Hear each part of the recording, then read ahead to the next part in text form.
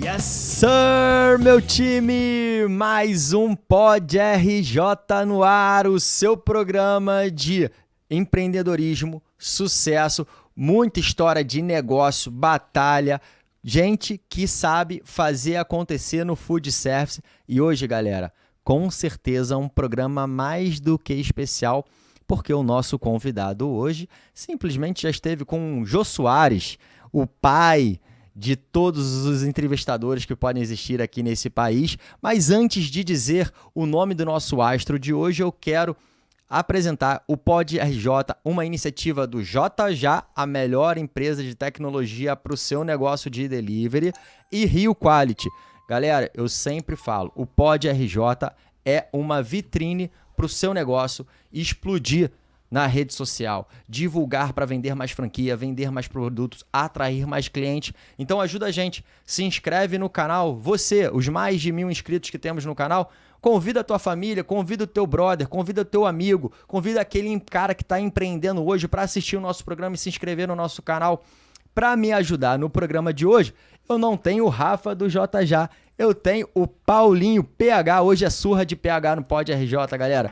Paulo Henrique Quintão, @Chef Breja, segue lá no Instagram, gastrólogo, bartender, consultor técnico, o cara conhece tudo de gastronomia e é fã do nosso entrevistado de hoje, que vai me ajudar a fazer perguntas técnicas para ajudar aí o nosso conhecimento. Paulinho, tudo bem, meu parceiro? Como que você tá? E aí, PH, beleza? Tranquilo? Hoje vamos poder explorar muito sobre o mundo de carnes com ele, senhor Istvan Vessel. Muito obrigado, senhor Istvan, por estar aqui no Pod RJ, dar o prazer de conhecer a história dessa grande indústria e grande família Vessel aqui no nosso programa. Obrigado pela sua participação. Olha, eu já estava ansioso, que nós marcamos essa conversa aqui alguns meses atrás. Estava contando no relógio aqui, no calendário do telefone. Bom, quanto é que falta? Então, felizmente, chegamos aqui. Chegou o dia. E vamos poder conversar bastante sobre história de empreendedorismo, de resiliência, de errar e acertar e tal. O importante é que no fim do mês tem que acertar um pouquinho mais do que errar. Aí dá tudo certo. Exatamente. Né? São quantos anos de empreitada no mundo de negócios, seu Istvan? Bom, a empresa completa esse mês 65 anos. 65 anos. Eu estou apenas 55, tá? Mas a empresa tem 65. E a família está na 5ª geração no ramo da carne. Sempre, todo mundo sempre teve no negócio da carne. Isso já é, por si só, acho que um raríssimo feito, né? A Rio Quality, que é uma empresa familiar, a gente está indo para a 3ª geração e já recebemos muitos aplausos aí por conseguir sobreviver até aqui e conseguir fazer com que muitas famílias tenham a prosperidade através desse negócio, e a Vessel uma 5ª geração. Conta um pouco da história dessa surgimento da empresa, a empreitada dessa família de açougueiros, como começou tudo isso, a origem do senhor Istvan.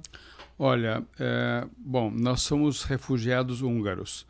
Nós chegamos no Brasil depois da Revolução de 1956. Foi quando os jovens húngaros, principalmente os jovens, tentaram derrubar o regime comunista na Hungria. Obviamente não tiveram sucesso, porque era a época da cortina de ferro e o governo húngaro chamou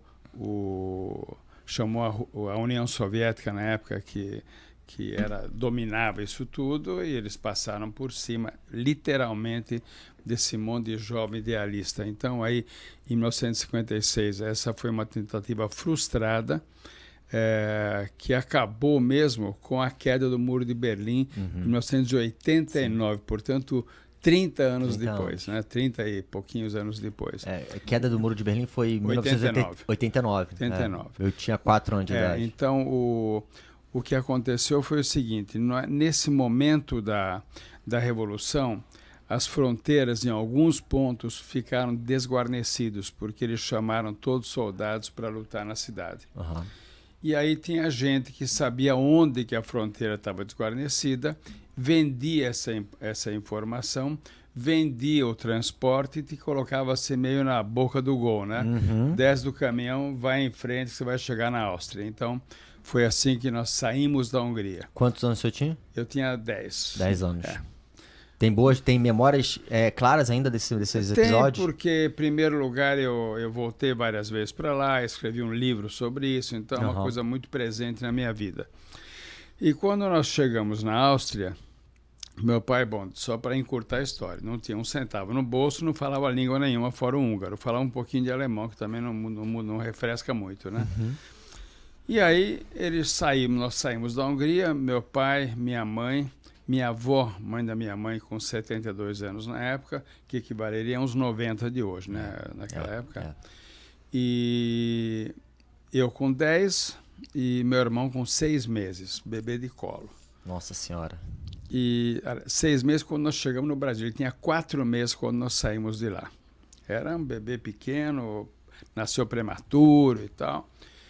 E meus pais chegando em Viena, falaram, bom, para onde é que nós vamos? E minha mãe falou, eu não quero lugar frio, que a Hungria é muito fria. Meu pai falou, eu não quero mais a Europa, eu já sofri muito aqui. Aí foram rodar a bússola lá, vamos para a Austrália, que nós tínhamos família, parentes na Austrália. Aí aconteceu um fato inusitado e que mudou o destino da nossa família, né? Meu pai chegou na embaixada australiana em Viena e preencheu todos os trâmites para poder ir para lá. E o próximo da fila era o irmão dele, que nós saímos com nossa família e o irmão do meu pai com a esposa e filha. E quando ele foi entrar para ser entrevistado, o cara falou, infelizmente acabou, nós tínhamos 500 cotas, a cota número 500 é dele, e o senhor é 501, sei lá, talvez vai abrir outra cota, por enquanto nós não temos. E aí meu pai falou, não, mas é meu único irmão e tal, então eu vou pro oficial da embaixada. Problema seu, né? O problema é seu, né? E aí eles saíram da fila, falaram, então também não quero, os dois, né? Se não for junto, não vale. Não vai. Aí, que era o único irmão do meu pai, já não tinha pai nem mãe e tal, né? Aí chegaram no meio da rua, lá em Viena, e falaram assim, bom, então nós vamos para onde? Aí meu tio falou assim, minha mulher tem uns parentes no Brasil. Pô, Brasil, lugar quente, fora da Europa. Beleza. Atende as premissas. Então vamos embora. Aí foi assim que nós chegamos no Brasil, quer dizer, foi uma escolha super criteriosa. Aproveitando esse gancho aí, o senhor acredita tem uma religião, tem uma fé espiritual, algo no sentido que você acha que interveio nessa situação aí, em vez de vocês irem para a Austrália ou vir para o Brasil? O que o senhor reflete sobre esse momento aí dos acontecimentos? Olha, nós somos judeus e meu pai passou a guerra em campo de concentração, então obviamente que o aspecto religioso sempre foi relevante, né? Mas foi obra do destino mesmo. Se tivesse um lugar a mais na Austrália, a gente estava na Austrália. Fazendo a mesma coisa na Austrália. Fazendo uma coisa provavelmente com mais dificuldade do que no Brasil. O Brasil é um país que naquela época tinha milhões de oportunidades e hoje tem milhões de oportunidades. Sim. E a Austrália era uma coisa mais estabelecida, um país enorme com pequena população, muito europeia, muito tradicional e tal. E eu não acredito. Meu pai foi para a Austrália várias vezes para visitar os amigos e não sei o quê, depois, e ele acha que a gente não teria feito uma boa escolha, teríamos tido muito mais dificuldade para crescer na Austrália. Concordo. E ainda se fala muito, né, hoje em dia, que existe um gap de... vou chamar de qualidade, mas no Brasil existe ainda um gap de ofertas de um determinado perfil que ainda tem muita coisa para se explorar, né? Como o senhor falou. Porque né? O Brasil, cara, com 220 milhões de habitantes, a grosso modo, é um mercado enorme para tudo. Obviamente que são ondas que sobem e descem, né? Então, tem uma época que o mercado está enorme para um produto e numa outra época esse produto caiu em desuso. Sim. Mas se você tiver, digamos, a observação e a sagacidade de ver para onde o mundo está indo, você vai estar sempre surfando no mercado de 220 milhões de pessoas, que vamos combinar, né? Com certeza. E aí vieram para o Brasil. Como começou o empreendedorismo no Brasil, especificamente na carne, né? Bom, a carne foi sempre nossa... E foi muito bom. Dominavam esse conhecimento. Porque meu pai tinha açougue, antes da guerra tinha abatedouro, enfim, eles conheciam fábrica de embutidos. Vocês criavam? Não, nós nunca criamos. E nós chegamos aqui, não tinha dinheiro, né? Como é que nós chegamos aqui? Nós chegamos aqui ajudados por duas entidades. Uma é um serviço judaico de imigração, que paga o transporte, enfim, para as pessoas, e depois essa pessoa tem um compromisso moral de devolver esse dinheiro tão logo ele possa. E meu pai realmente, em 2 anos, tinha zerado essa dívida aí, né? Cumpriu a... Mas não tem contrato. Ele falou, eu vou te dar X para você ir para lá e tal. Famoso fio do bigode. Né? No fio do bigode. E também tinha um serviço americano que chama United States Escape Service, que é um serviço de refugiados. Então, essas foram as ajudas para chegar aqui. Chegou aqui, não falava nem a língua. Aliás, uma curiosidade, nós só descobrimos que aqui falava português quando descemos em Santos, porque eu tinha certeza que aqui falava espanhol, como na Argentina. Certeza absoluta, né? O que não fazia a menor diferença, não falava nem uma língua nem outra. Não é pecado nenhum, porque ainda hoje, o que a gente assiste de filme americano que fala que a capital do Brasil é Buenos Aires... Ainda tem, né? Mas aí, meu pai chegou aqui e ele teve a sorte de ter profissão, porque ele cortava carne. Advogado, por exemplo, chegou aqui e não tinha profissão. Porque as leis são diferentes? São diferentes e tal, tudo, né? Um amigo dele que era auditor, não tem profissão, porque tributação, não sei o quê. Enfim, alguém lá dos parentes da minha tia conseguiu arrumar para ele um emprego de desossador no frigorífico. Já tinha um primeiro emprego, ganhava salário mínimo. Salário mínimo naquela época era muito pouco, mas tinha um poder de compra maior que hoje. E aí ele foi começar a olhar um pouco a oportunidade. Saiu desse frigorífico como desossador, foi como balconista no açougue e foi parar num açougue, num supermercado, eu não sei qual aqui no Rio, supermercado assim, top. Assim. Premium, né? Lá em São Paulo lá em São Paulo é a Casa Santa Luzia. Tá. Que é uma loja única que você sonhar, você vai encontrar. E naquela época, essa casa aqui, onde meu pai foi trabalhar, chamava Vilex.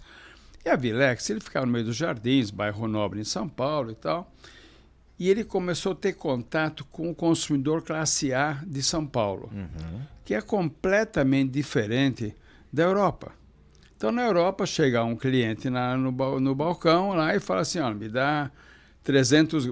Primeiro que a unidade é 200 ou 300, porque ninguém compra 1 quilo, né? Me dá 300 gramas de colchão mole. Aí você cortava 350, não tinha nem o que falar. Se tinha que cortar 50 gramas fora, ia como recorte. E aqui meu pai chegou, ele via os balconistas, né? Ele não falava praticamente nada ainda, né? Falou, me dá um quilo de filé mignon. Aí o cara cortava, dava 1,3 kg. Falei, não, tudo bem. Falei, tudo bem? Como é que é esse negócio tudo bem? Eu não conhecia esse negócio tudo bem, né? Cara, lhe entregar mais do que você pediu. Não, tudo bem, não tem problema. Depois eu pode uso. Passar um pouquinho, pode passar. Passou um pouquinho, passou 30%, passou um pouquinho, né? E aí, meu pai falou, essa clientela aqui é um negócio espetacular. Ele Coitado trabalhou do CMV desse moço. Não, o cliente para comprar. Tá. Pelo contrário, ele comprava. Pagava. Pagava não. 30% a mais. Não, ele levava 30% a mais, pagava 30% a mais e tá tudo certo. Entendi.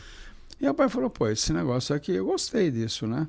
E aí, uns meses depois, tinha uma cooperativa de crédito da colônia judaica lá em São Paulo, não tem mais isso, e pegou um empréstimo naquela época, em 1957, não tinha ainda inflação, não tinha nada. Isso foi comecinho de 58. Aliás, em março, agora nós vamos completar 65 anos, né?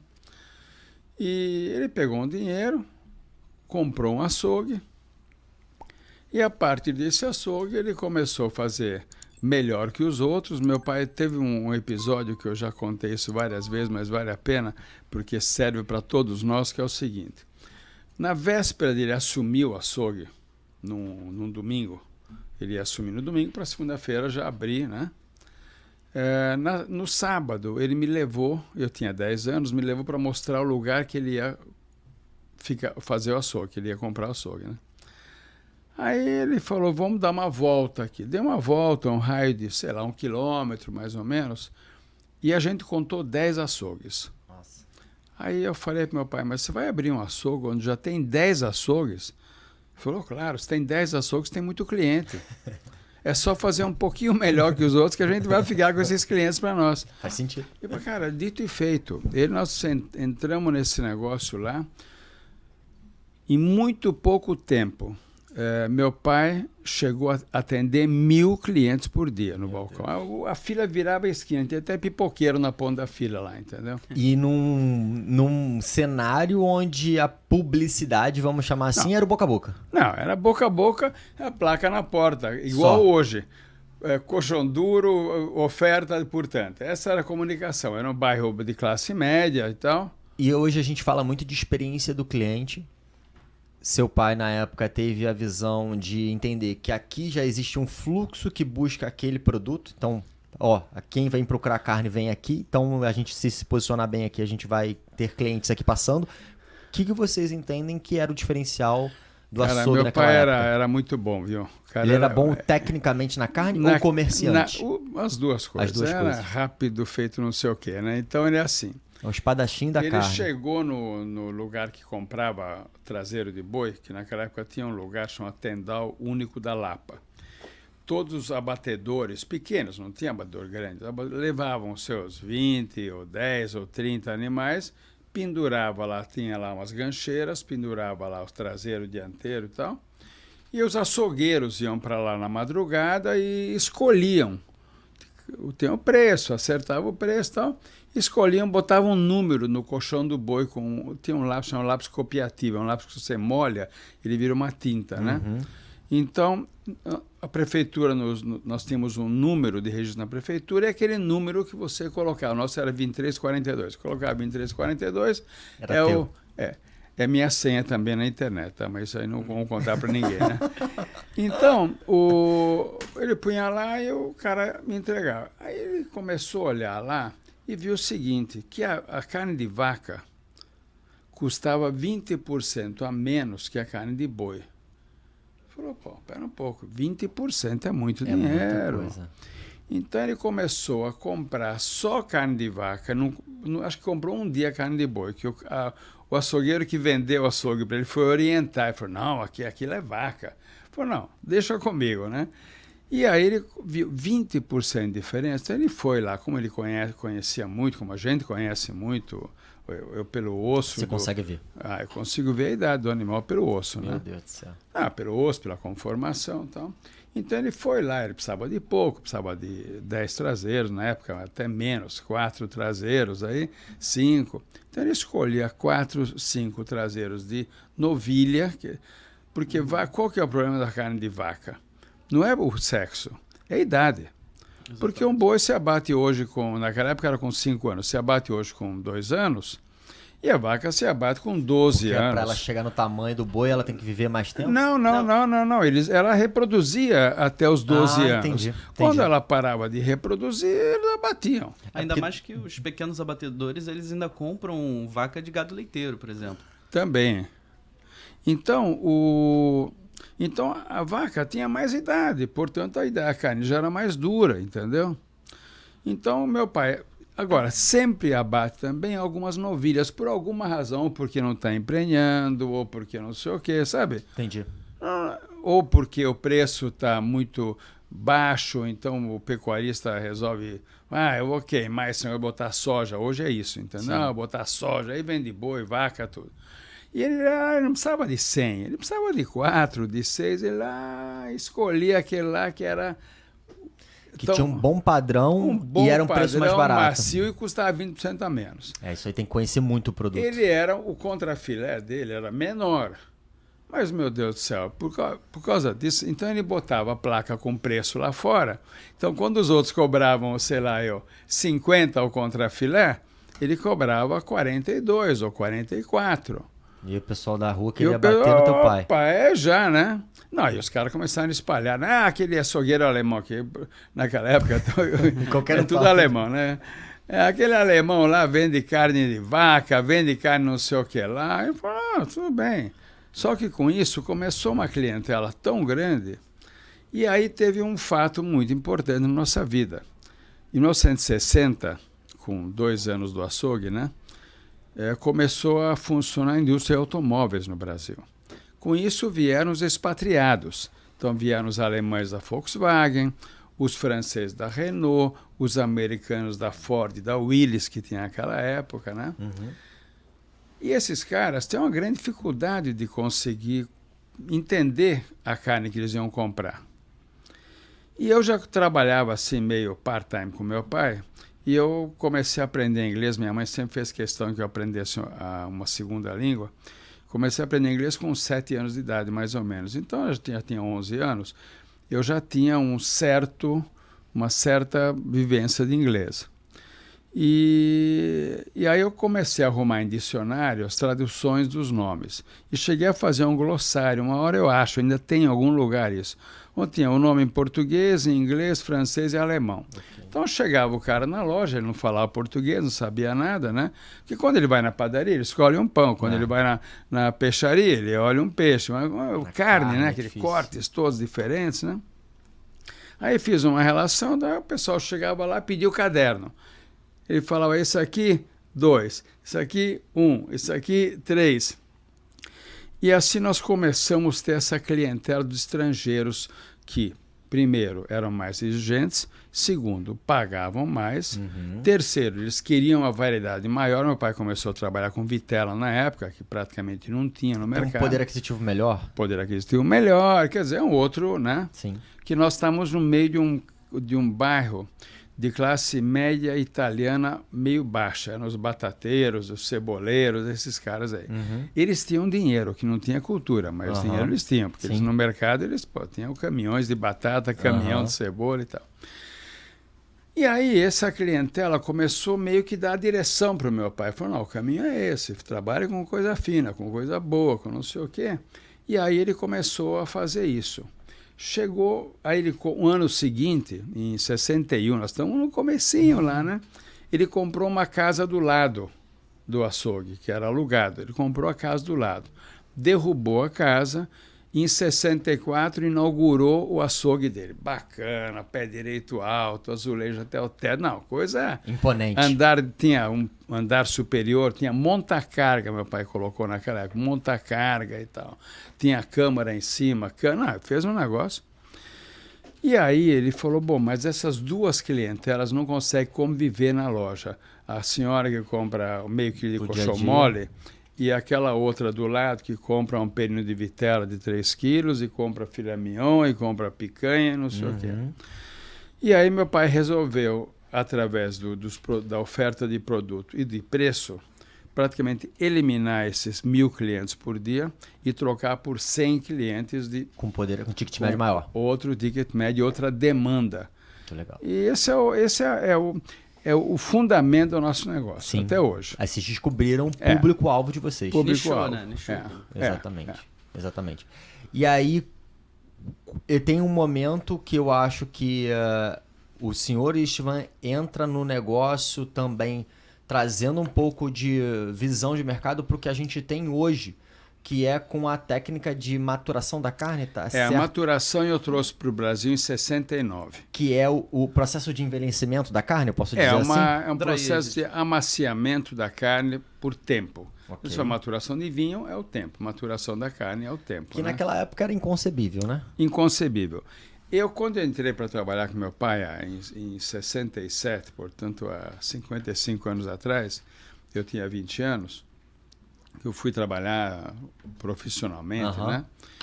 Eu arrumei um estágio num frigorífico na Holanda. E um mês e pouco depois que comecei, eu consegui esse estágio por um parente, sabe? E fui para a Holanda. E na Holanda eu aprendi muita coisa. Primeiro eu vi a maturação de carne. Falei, caraca, esse negócio cai feito uma luva para o Brasil. Porque você tem duas opções. Ou você Por exemplo, hoje com um Angus. Aham. O Wagyu, vamos para um exagero Mais maior. top Wagyu, de todos. Vai o Wagyu. Você cria um animal Wagyu, tudo no Wagyu é caro. E o que vale mais no Wagyu? O contrafilé, a picanha, o ancho, o chouriço, o coxão mole, não vale um centavo a mais. O acém, talvez o short rib que sai do acém, mas ele não vale a mais o animal todo. O ossobuco de Wagyu não vale um centavo a mais. Não é todo pedaço da carne que vai ser diferente no paladar? Mas não vale. Quer dizer, o público não paga. Tá. Né? Agora eu falei, a maturação é uma boa. Eu só vou investir nos cortes que o mercado demanda. Aí eu voltei para o Brasil e falei para meu pai, olha, eu queria ver esse negócio na Holanda, fiquei 4 meses lá, e falei, eu quero ver esse negócio, isso aí dá certo aqui no Brasil. Aí compramos uma máquina de vácuo, e compramos saco de vácuo, e comecei a maturar o contrafilé, bife de chouriço, bife ancho, alcatra, picanha, alcatra, maminha, e foi, o filé mignon não precisa maturar, porque ele já é macio. Já é macio. E começamos maturando 5 cortes. Uhum. E aí, eu quieto, não contava nada para ninguém, né? Então, a nossa carne já era muito mais macia que dos outros. E o pessoal perguntava, mas por que a carne de você é tão macia? Eu falei, tem uma tia que cria, não sei aonde. Começou um em Ribeirão storytelling Preto, por tem que trás, inventar. o marketing. Eu levei 5 anos para confessar que havia um processo atrás disso, né? Eu tinha um certo receio que tem uma placa nos açougues, né? Carne fresca diariamente, estava na porta, né? Eu tinha receio de colocar na porta carne velha diariamente, né? Então, eu ficava quieto lá e o negócio... E aí começamos com essa maturação de carne, que hoje é uma coisa comum, todo mundo faz, mas isso... Vamos hoje voltar lá para trás. Super sofisticado, né? O dry age, nós estamos né? falando de 50 anos atrás, entendeu? Então, realmente foi um avanço muito grande que nós demos. Acabamos com a carne dura. A carne no Brasil o boi era abatido com 5 anos. Então, com 5 anos, a carne é dura. Tirando filé mignon e alguma coisa, sei lá, fraldinha, o resto é carne dura. Legal. E hoje abate com 1 ano e meio a 2. Então, as carnes já são macias porque são abatidos mais precocemente, são melhor alimentados, tem um manejo, tem confinamento, confinamento e tal. Mas, naquela época, nós realmente determinamos o fim da carne dura. E eu, desde sempre, trabalhei muito com assessoria de imprensa. Então, eu fiz tanto, nós trabalhamos 35 anos com assessoria de imprensa todos os meses do ano. Para estar no jornal, para estar no rádio. Para estar trazendo coisa. Eu acabei ficando tão próximo que eu, durante 15 anos, eu escrevi também na imprensa, em vários lugares, na revista Gula por 10 anos, na VIP da Exame por 6, 7 anos, no jornal Valor Econômico. E depois teve 25 anos de rádio. E depois 25 anos de rádio. Então, eu acreditei muito que essa divulgação... No rádio, eu trabalhei 25 anos e nenhuma vez falei de produto nosso. É verdade. Eu ouvi o Pitada de Gastronomia. Nunca falei, porque eu acho que quem tem que falar do nosso produto é o ouvinte, não eu. Exatamente. Entendeu? A gente aqui o tempo todo, às vezes, vai falar de mercado, a gente fala, é difícil a gente se defender, né? Sair em causa própria, né? Então eu nunca falei de produto nosso. Agora, como eu tenho a sorte, o sobrenome é a marca, né? Então, obviamente que a referência estava lá. Mas foi 25 anos de participação diária no rádio ao vivo. Legal. O que, vamos combinar que não é brincadeira. Em primeiro lugar, haja assunto. Segundo, eu tinha que... Era meio-dia e 45, aí eu tenho que, 11 horas, pensar um pouquinho bom que eu vou falar, tal. Porque eu nunca preparei nada. Eu fui sempre, na minha vida inteira, muito no improviso. Então eu prefiro errar ao vivo que acertar lendo, sabe? E o senhor fez algum curso, alguma graduação de gastronomia para trabalhar com gastronomia? Porque hoje o senhor é uma referência nesse sentido, né? Eu fiz alguns cursos, eu não fiz o curso inteiro. Eu fiz alguns cursos na Escola de Hotelaria de Cornell, nos Estados Unidos. Legal. E eu fui lá porque Cornell tinha um convênio com o Senac, em São Paulo, e um professor de Cornell me conheceu e falou, você precisa vir lá, tem uns cursos legais. Eu fui para lá e eu fiz várias coisas lá em Cornell. Depois eu passei a colaborar com o Cornell e Senac, dando aula aqui em São Paulo sobre cortes de carne e tal. Porque hoje, quando eu olho e assisto, né, todo o desenvolvimento do Sr. Stan Van Vessel, eu vejo o empresário, que montou uma empresa gigantesca do mundo de carnes, né, de proteínas, vamos chamar assim. A gastronomia, que envolve tudo que o senhor faz de uma certa forma.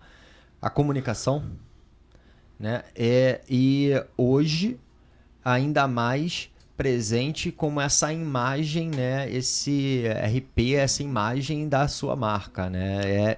São muitos pratinhos diferentes para empilhar, né? Mas você sabe que eu vou falar um negócio que não podia ser mais óbvio, tá? Nada mais óbvio do que eu vou falar agora. Eu fui o primeiro a descobrir que a carne não era um produto pronto. Ele dependia do preparo de alguém. Verdade. Então eu comecei a fazer... a melhor carne na minha mão, ela vai virar uma porcaria. Sabe, pode sim ou não, mas então o que eu falei? Pô, nós não vendemos produto pronto. Nosso único produto pronto é o carpaccio. Sim. Todo o resto é produto que vai depender muito de quem prepara.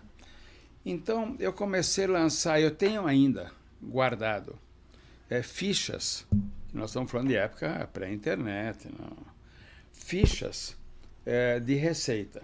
Eu fiz inicialmente umas 20 receitas. E as receitas eram feitas para as nossas carnes, sob medida, quer dizer, sei lá, miolo de alcatra, baby beef pesa 800 gramas, era uma receita para 4 pessoas, 800 gramas, entendeu? E assim por diante. Essas fichas de receita tiveram uma grande qualidade de fazer duas coisas. Primeiro, fazer o cliente acertar. Que quando ele acerta, ele é aplaudido pela família, na verdade quem ganha sou eu, entendeu? Ele leva o aplauso, mas eu levo a próxima compra. Sim. E eu fiz as fichas de receita, eram grandes, era uma coisa assim de uns 25 centímetros por 15, eram umas fichonas grandes em papel, um cartão firme, tinha tudo uma lógica atrás. Primeiro, você não quer sujar a receita com sua mão. Então, era uma coisa que você colocava atrás da pia, no fundo da bancada, ele parava em pé, as letras eram grandes, você podia ler enquanto você fazia. Não precisa ficar mexendo com mão, com sangue, com farinha, com não sei o quê, né? E essas fichas de receita tinham uma palavra Vessel na vertical grande, né? E tinha toda digamos, um design gráfico nisso. E aí nós tínhamos nas lojas uns painéis de acrílico com todas as receitas. Eram assim, dois, a cor diferente para animal diferente. Então tinha lá uma lógica, né? E aí os clientes, muitas vezes eles chegavam no balcão, via uma carne que ele gostou e falou, qual que é a receita? A receita está aqui. Pegava a receita e a carne ia embora. Ou, às vezes, a pessoa usava aquilo como se fosse um cardápio. Ele olhava... Quero comer aquilo. Era aquilo. Não, bom, legal, bom, bacana esse medalhão de filé mignon com molho de champignon. Né? Mas isso faz muito sentido. Tirava de lá e mostrava que era essa carne aqui. Mas aí teve um detalhe. Nós começamos a abrir loja em shopping em São Paulo, em 1976, no shopping Ibirapuera. Hoje são 40 lojas que vocês têm? Não, nós não temos mais lojas. Nós estamos tudo terceirizando. Tudo em supermercados, né? E aí... Muita gente em shopping, né? Que negócio aberto, um monte de gente, né? Não é que vieram na nossa loja. Aí ele tinha lá as fichas lá, tinha muita gente que entrava lá, pegava uma ficha de cada e ia embora sem comprar nada. Meu pai falou, pô, os caras estão levando isso aqui. Eu falei, deixa, eles estão levando nossa marca para casa deles, nosso negócio é a marca e tal, deixa levar. E com isso a gente espalhou milhares de receitas nas casas de milhares de pessoas, entendeu? E que foi sempre sendo a base da nossa marca, sempre foi o ensinamento. Eu comecei a escrever na revista Gula, comecei no número 4. Eu trabalhei lá do 4 ao 100. Eu fiquei 96 números na revista, 96 meses, né? E quando eu comecei na Gula, era um mundo tão primitivo na gastronomia hoje que eu cheguei a fazer matéria sobre azeite extra virgem, sobre vinagre balsâmico, coisa que você compra hoje, né? As pessoas nem conheciam, né? Sabe? Então, eu fui lá nos fundamentos, sim, na base, ensinando e tal.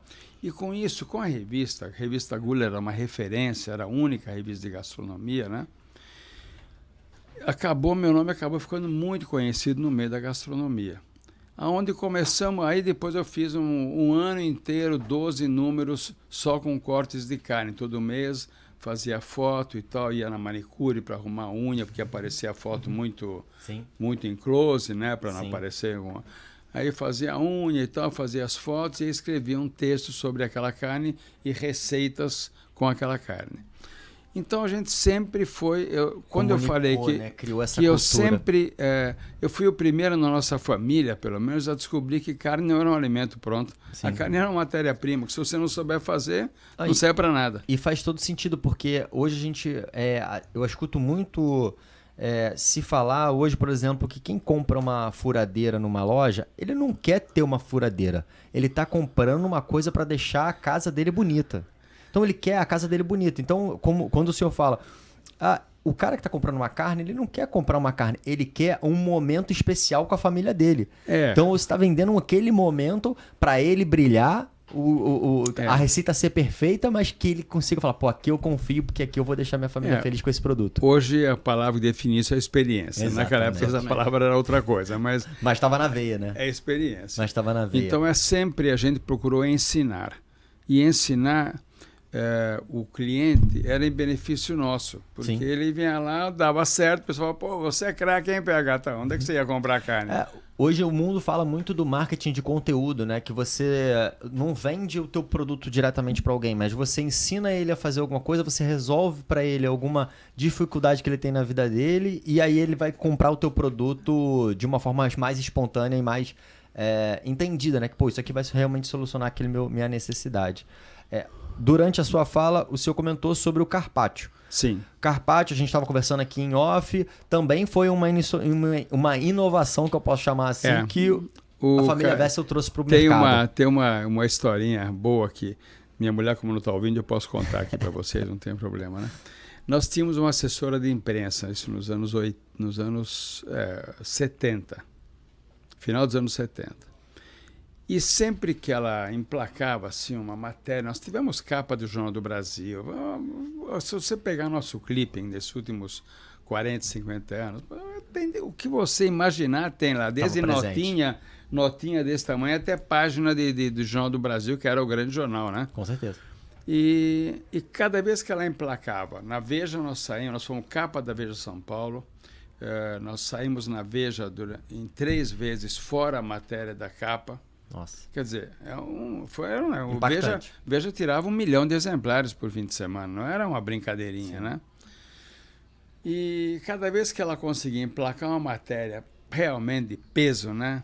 A gente ia almoçar no Hotel Cadoro em São Paulo. Não existe mais, mas até tem um tipo Cadoro hoje, onde derrubaram o prédio, fizeram, mas o Hotel Cadoro era o Fasano da época, era a referência. Era no Copacabana Palace.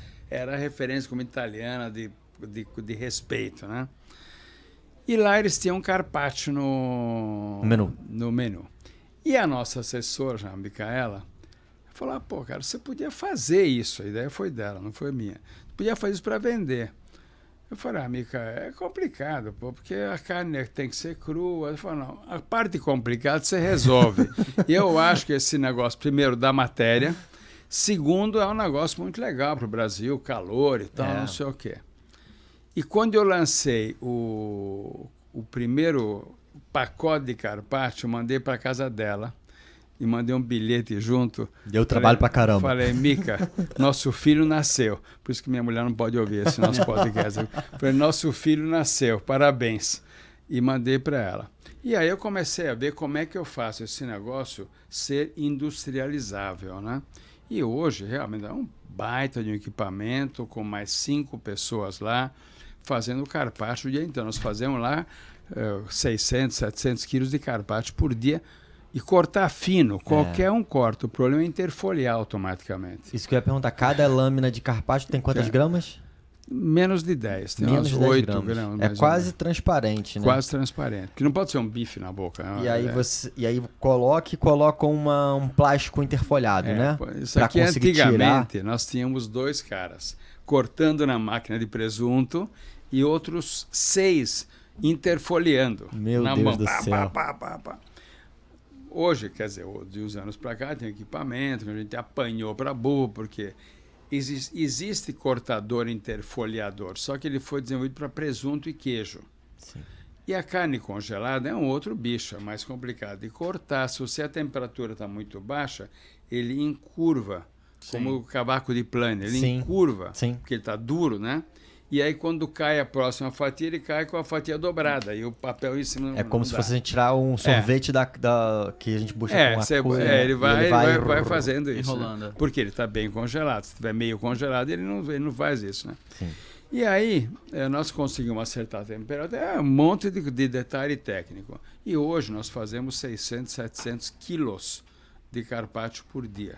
Eu acho que carpaccio hoje está presente em 80% das entradas do restaurante. E né? ele virou um sinônimo de coisa cortada fino. Tem carpaccio de abacaxi, de polvo, qualquer coisa se cortar fino. Verdade. Peroba se cortar fino, vira um carpaccio também, entendeu? Carpaccio de pupunha. Então, pupunha, o que você cortou fininho, É verdade. virou um sinônimo de carpaccio. A gente vai passar uma pessoa magra na rua e falar o carpaccio ali. Exatamente. Virar apelido dos outros e tudo. Istvan, e quando que a gente começa a trabalhar com aqueles cortes mais voltados para American Barbecue, né? Quando você vem com Prime Rib, com Tomahawk, T-Bone. Olha, isso é antigo também. É antigo porque, olha, quando eu tinha assim 18 anos de idade, sabe o que era churrasco naquela época? Era uma fatia de contrafilé que ficava no vinagrete para amaciar, porque o vinagre amacia, no vinagrete para amaciar. Aí você punha na churrasqueira, que era aquela chapa com furinho de moeda, né? Punha na churrasqueira, tostava de um lado do outro, porque todo mundo comia carne bem passada, não tinha carne mal passada. Punha no meio de um pãozinho e comia inclinado para frente para não cair em cima de você. Isso era churrasco nos anos 60, começo dos anos 60, isso era o churrasco. E aí, começou esse movimento de churrasco em São Paulo. Churrasco se comia no sul, ponto. Rodízio, o nome completo era rodízio de beira de estrada. Esse era o nome de rodízio. Depois abreviou, tem rodízio aqui na Ataúfo de Paiva, periga de ter um rodízio. Naquela época, rodízio era rodízio de beira de estrada. Então, era motorista de caminhão, que o cara vinha, aquele cara parrudão, entendeu? Com fome desgraçada. Pra amassar. E ele ia lá e comia salada de batata e não sei o quê, e manda a carne. Então, o rodízio... Então, o churrasco começou a chegar em São Paulo meio que pelo rodízio na beira das estradas. Você tem que pegar uma estrada para comer um rodízio. Tinha em São Paulo 2 churrascarias no centro, como se fosse aqui bem na Avenida Chile, bem no centro, que eram 2 churrascarias bem vizinhas uma da outra. Uma chama-se Guaciara, não sei como é que chamava a outra. E eles serviam assim, um espeto gaúcho, que eles chamam de xixo, esse nome existe até hoje. Então tinha um pedaço de filé mignon, única carne macia, um pedaço de lombo, intercalado por cebola e tomate, um pedaço de linguiça, cebola, tomate, então era isso que era o churrasco. Daí começou a mudar um pouco o gosto das pessoas para pegar uma coisa mais ao ponto. Em 1980, quando eu lancei o carpaccio, meu pai falou, você está louco? Você vai querer vender carne crua? As pessoas querem comer carne bem passada. Quer dizer, em 80 era carne bem passada. Nossa Senhora. E para as mulheres era mesmo em 90 e cacetada. As mulheres demoraram mais. Hoje, na semana passada, teve em São Paulo um mega evento de churrasco chamado Bárbaros BBQ. E a gente tinha lá uma estação grande lá. E eu via as mulheres comendo lá, mas quer comer carne boi berrando, entendeu? Mas não era assim. Então demorou muito para as mulheres aderirem à carne mal passada. Então o carpaccio foi meio um quebra de paradigma. Pô, todo mundo comendo carne bem passada e eu vendendo carne crua. O pai falou, não, você está louco. Eu falei, não, mas ele é fininho e tal, não sei o quê. Então, esse negócio do churrasco começou nos anos 80. Em 85, nós tivemos, não sei se você sabe disso, BH, nós tivemos lá uma churrascaria super bacana em 85. Não sabia. E essa churrascaria fez muita coisa para a Wessel de hoje, que eu vou contar para vocês. Tinha um grupo em São Paulo que era chamado de pessoal do Gallery. Era uma casa noturna espetacular, o Gallery, e que tinha 4 sócios. Eles nos procuraram para a gente fazer um negócio de carne junto com eles. Carne bacana, não era com cara de churrascaria, não tinha nego de bombacha, nada. É um restaurante fino, só que o prato era carne grelhada. E eu fiz uma janela na cozinha, como isso aqui, onde você enxergava a churrasqueira. Então o cara assando lá, tá escrito carnes Wessel na coifa preta e tal. Ele assava a carne lá e as pessoas... Então era um restaurante lindo, com quadros na parede, uma coisa bacana. Chique. E quando nós fizemos esse restaurante com eles, eu falei, bom, como é que eu vou controlar o cara cortando a carne no restaurante? Falei, eu vou fazer o seguinte, eu vou mandar as carnes já porcionadas para o nosso restaurante, eu não tenho problema. Eu vou mandar para ele 50 porções de bife ancho, 50 de chouriço, 50 de picanha e tal, sim, já na gramatura, tudo certinho, cortando na Wessel, na central, né? Aí eu falei, pô, esse negócio aqui podiam vender para outros restaurantes, sim, também, né? Por que não, né? Sim. Eu levei 10 anos para conseguir arranjar o primeiro cliente. Porque você está louco, isso é muito caro esse negócio aqui. Eu corto, eu pego... Essa história você já ouviu falar? Já. 500... Não, eu pego o rabo do filé mignon, eu faço picadinho. Mas não faz, no fim do dia não faz. Porque a proporção que sai o medalhão e o aperitivo é diferente. No fim, às vezes, se tem muito filé, você acaba cortando medalhão, que é um tiro no pé. Exatamente. E acaba também sobrando e tal, não sei o quê. Então, demorou muito para a gente introduzir um negócio de carnes porcionadas. E aí a gente toca num ponto aqui que eu acho que é fundamental a gente trazer para a mesa, porque, como a Rio Quality, o nosso propósito, né, é gerar mais tempo para o cliente focar no core business do negócio dele, claro, né, que é fazer a comida, que é vender. O tempo todo a gente tem esses diálogos com os nossos clientes sobre o controle do CMV e a qualidade do produto final, né? E aí a gente sempre entra naquela discussão de mas a carne porcionada ela é muito mais cara. E aí quando a gente vai entender o processo dessa fabricação do produto lá dentro do nosso restaurante, o dono do restaurante, muitas vezes, eles não acompanham todo o processo de porcionamento lá dentro, não tem controle da perda que se tem. Não tem noção. Aí a gente vai almoçar nós 3 aqui numa casa de carne, a gente pede o mesmo prato. O meu bife vem do tamanho dessa folha, o seu vem do tamanho desse copo, o seu vem do tamanho dessa mesa. Pô, por que eu não tenho bife igual aquele, né? A gente não tem um padrão ali colocado. E o cliente, né, o dono de restaurante, ele tem a sensação que ele tem um controle de CMV, mas na verdade não tem. Ele está comparando preço por preço. Não tem. Né? O que acontece? O dono de restaurante, ele não sabe que mais importante que o chefe de cozinha, não deixa ele saber disso, hein, pelo amor de Deus, é o cara que faz a gestão do negócio dele. Exatamente. O chefe de cozinha pode fazer belíssimos pratos, mas se não tiver gestão, ele quebra. Então, a carne porcionada tem 2 aspectos. Primeiro, uniformizar ao máximo, não é tudo igual, porque carne não é que nem um pão de forma, né?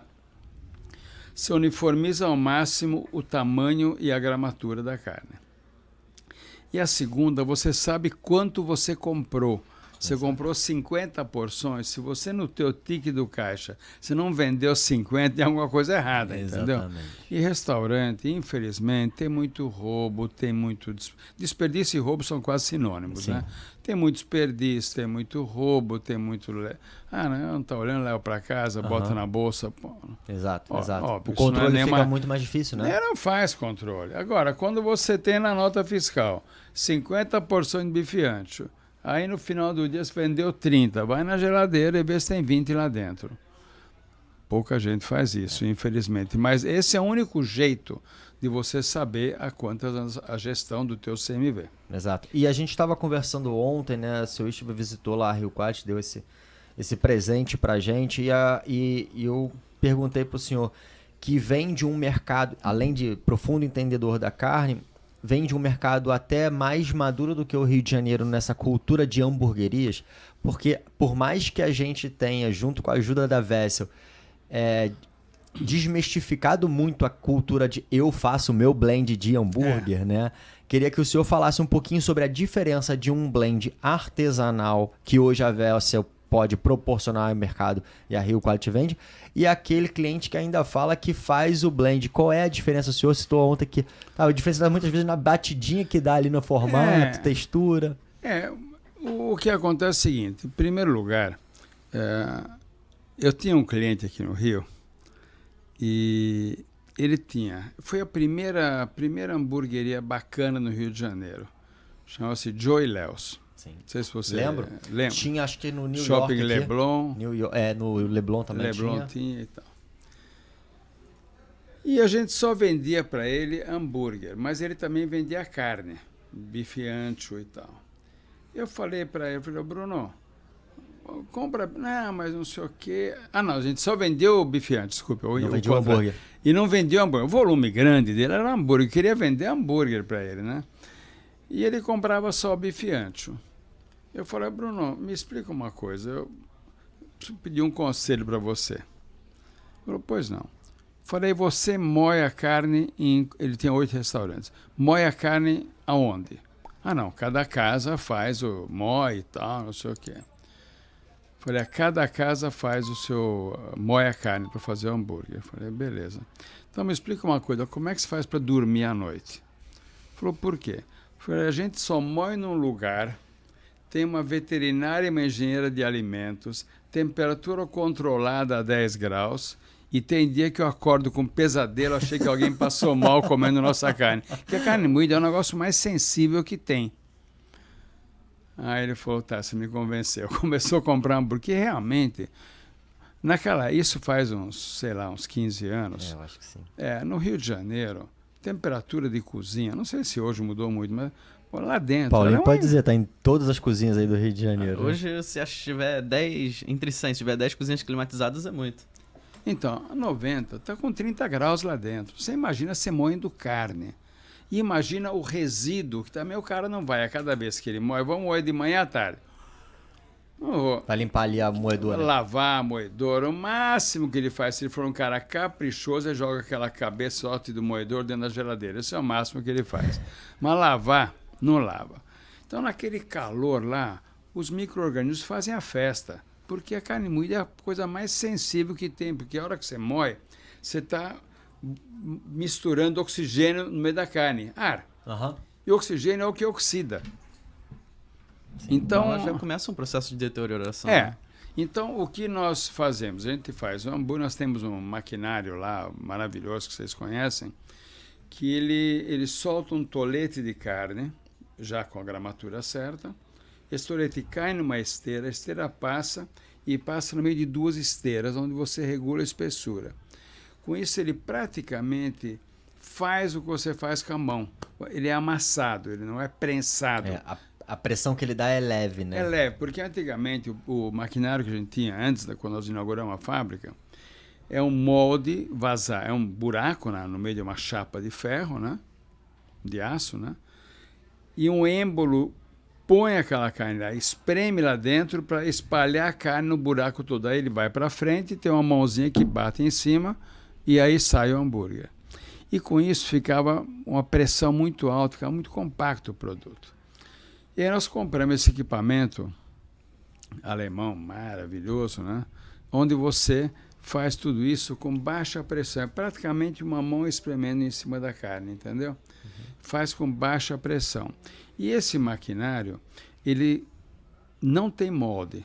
Então, você faz o tamanho, espessura tal, só no painelzinho digital lá. Então, você faz um produto. Mas aí chega um hambúrguer e fala, não, mas eu quero moldar na loja, porque eu coloco a carne moída naquele aro de aço inox e bato com a mão, tiro o aço e ele fica mais macio. Beleza, nós também fornecemos um pacote de meio quilo e de 1 quilo. Então você faz congelado, tal, você guarda no teu congelador e aí, se for pacote de meio quilo, em, 8 horas, 6 horas de manhã, você coloca na geladeira, não para fora, né? Põe na geladeira, à tarde ele tá mole. Você põe à noite, na hora que vai embora, uma previsão do dia seguinte, você põe na geladeira, para a hora do almoço o negócio está pronto. E eu ouso dizer que alguém que vive hoje restaurante, é difícil a pessoa conseguir realmente ganhar dinheiro com um restaurante. Uma hamburgueria, vamos chamar assim. Então, para que ele possa ganhar, ele tem que ter 3 restaurantes. Aí você vai moer em 3 vezes? Exatamente. Não, e fora a garantia de padronização, né? Exato. Hoje, cada hamburgueria vai ter uma mão de obra diferente. Será que mesmo que o cara vai ficar pesando a gordura para desenvolver o blend? O meu blend é acém e peito. Será que o cara vai separar a gordura para ver a porcentagem de gordura e cada porcentagem de carne? Né? É difícil, né? É difícil. No mundo real, é muito... Na teoria, dá certinho, né? Mas no mundo real, é muito difícil você conseguir fazer isso. E hoje, como não é o seu Istvan que está falando, somos nós, né? A gente pode sair em defesa da Vespa que, independente do tipo de blend, a gente tem a solução, né? Que vem com picanha, tem com costela, tem com peito, tem com fraldinha. Blends, a gente tem a solução customizada para o cliente que quer hoje. Ele não precisa ficar refém desse processo que é muito sensível e não dá para escalar. E tem um detalhe que aqui entre nós, estamos só nós aqui, né? Estamos tá só nós aqui. Veja só, uma coisa é você pegar um hambúrguer, colocar na chapa ou na grelha, grelhar, colocar num prato com salada do lado e comer. A outra coisa é você botar no meio do pão, colocar maionese, colocar tomate, colocar cebola, colocar bacon. Olha... Eu te desafio, você conseguir num teste cego distinguir qual que é picanha e qual que é fraldinha, não dá, porque a gordura já é meio que equalizada pela maionese. Sim. Com a crocância da cebola, da alface, do bacon, a hora que você vai comer, você vai saber qual que é um qual. Não dá. Então, mais importante que toda essa parafernália de blends é você saber grelhar. Porque aí sim, você pode matar o hambúrguer passando do ponto ou, muito comum, entregando antes do ponto. Eu fui numa hamburgueria outro dia, que eu não falo o nome nem que me pendura aqui na sala, entendeu? Um cliente nosso, um bom cliente nosso. Eu gosto de dar umas incertas em cliente. Eu vou lá, às vezes minha mulher não quer. Eu vou sozinho, como um hambúrguer lá, sento lá, tomo uma cervejinha e tal. E o hambúrguer chegou na mesa, ela falou, como é que o senhor quer o ponto? Eu falei, não, eu quero o ponto. Ponto da casa. Ao ponto e tal. O ponto não tem muito segredo. O ponto é o rosado no meio. Se tiver vermelho no meio, ele é ponto menos. Se tiver vermelhão, ele é mal passado. E veio assim, um ponto menos. Só que não sei se eles tiraram da geladeira muito em cima da hora. Então, o fato é que o meio da carne ela é fria. Então, bom, a carne moída fria. Então... Faz diferença se blend era de costela, de fraldinha? Não faz. Era quase um tartar. Então, mas é um tartar que não é tartar também, entendeu? E quando você está no meio do pão, você não está esperando um tartar. Você tem um negócio que você tem que, sabe, crocante, suculento e tal. O pão ficou encharcado. Ou seja, uma experiência foi péssima. Então, o que acontece? O X da questão toda está muito mais no chapeiro do que no blend da carne. E hoje a gente está falando muito, né? A gente até que com a parceria da JJ fala muito de delivery. Se não tiver no ponto certo no delivery, quando tu tira daquela embalagem... Pão desmancha. Já era, né? O delivery, o hambúrguer é um dos produtos mais entregues em delivery. Né? Acho que é sushi, pizza e... Isso é com certeza. Sushi, pizza e hambúrguer. O sushi é uma beleza. Quem trabalha com sushi tá tranquilo, né? Porque tá frio, chega frio, né? Agora, que nem você foi no restaurante de peixe lá em São Paulo, você pediu coisa fria. Quando é fria é tranquilo. O problema é que eu fui no mesmo restaurante que você, o restaurante é enorme de peixe, e quando o peixe chegou lá da churrasqueira até passar para pegar o acompanhamento, na hora que chegou lá estava frio. E peixe frio, peixe cru é uma coisa, peixe frio é outra coisa. A textura vai para o espaço, né? E aí, o hambúrguer, ele é muito bom para delivery. Por quê? Primeiro tem um embrulho bom. Ele embrulha naquele aluminizado que é um papel manteiga. Papel térmico, né? Que é muito bom. Segundo, o pão é um térmico também. Sim. O pão segura a temperatura.